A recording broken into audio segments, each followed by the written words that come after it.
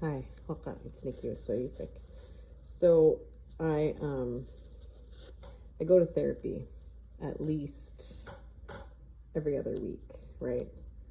Um, and it's so, therapy is so beneficial because there's things that, like, my therapist will recommend that I didn't think of, or I hadn't, or she'll just help me through moments when I find myself struggling. And the best part of my therapist is that she's Alaska Native, so, which is incredible because, and this is not anything, I'm not saying non-Native therapists are not great, but the nice thing about having an Alaska Native therapist who understands our family systems is that I don't have to explain, like, how our family systems work, and I don't have to explain, like, rural Alaska, or growing up, and what it's like. And I guess if you don't understand that, you don't understand that. But if you're Alaska Native, and you understand what I'm talking about, just because there's things like within our family systems that are different from the Western. But the one thing that lately, because I've been anxious about, because of my, grief really grief kind of puts me in a very tough spot, I guess I should put it, because it's unpredictable. And it just comes in the most randomest times, and you just don't know when it's going to come. And so for me, the part with grief where it kind of throws me off whack is that it's the unpredictability of it, which then gets my anxiety going. And anxiety for me is just the fear, right? And I'm really good about going down the impending dooms and the what ifs and the sort of, that sort of thing, the spiral of, like, all of the negative things that could potentially happen. And so I've been working really hard with my anxiety, and my grief, and trying to really just be intentional about it, but it's difficult. The one thing that I've worked really hard at doing is praising myself, and really just recognizing, like, how far that I've come in my sort of healing journey from when I was like 4 years old. Right. I was listening to a podcast with, I can't remember which one. I'll put it in the notes, but he was talking about at what age did you stop being a child? And for me, that was around 4. And that's a long time. I'm 38 years old.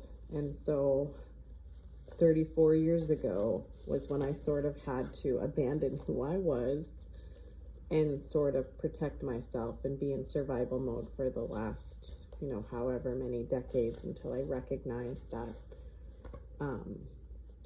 that there were things I needed to work through.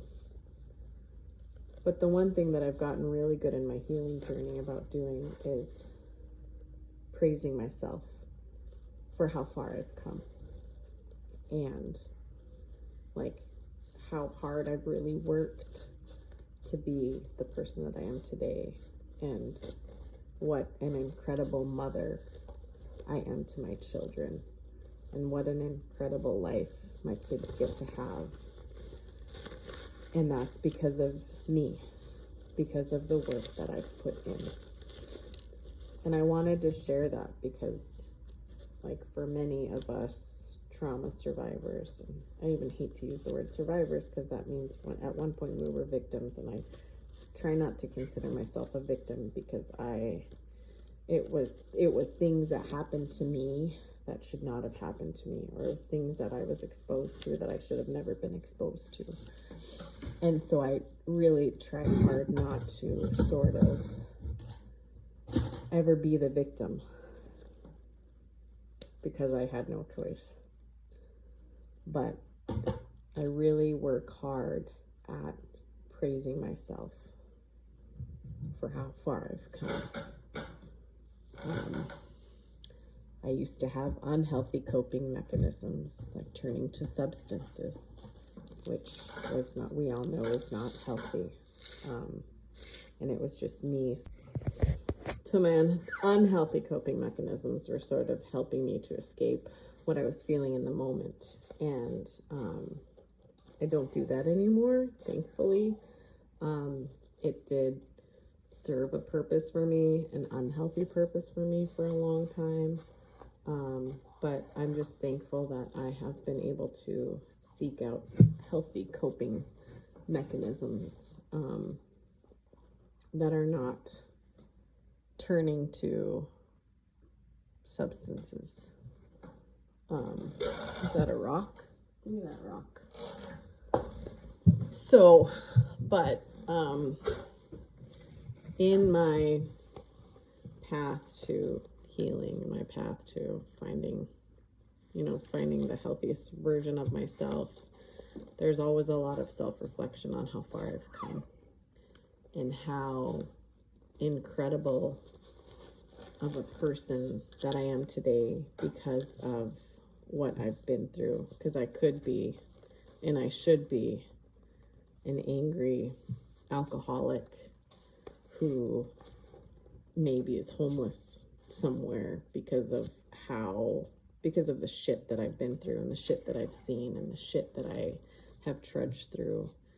And I've worked really hard on not being angry and not being an alcoholic and not sort of drowning myself in substances to sort of help me to get through it.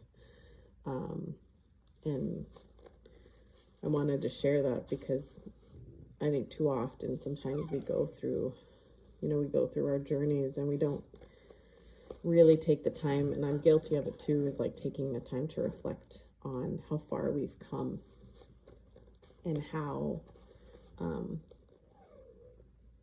amazing we really are.